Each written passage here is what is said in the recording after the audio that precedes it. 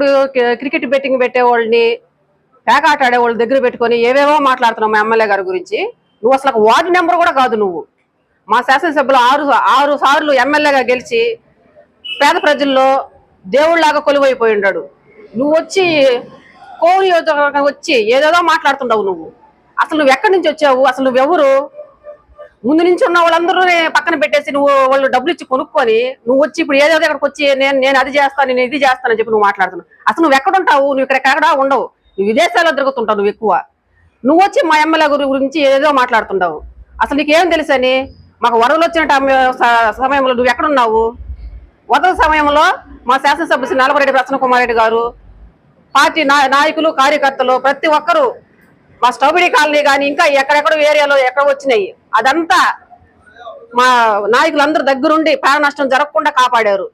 Corona టైంలో ఎక్కడికి పోయారు? మీ పక్కన ఉన్న జోరీగులు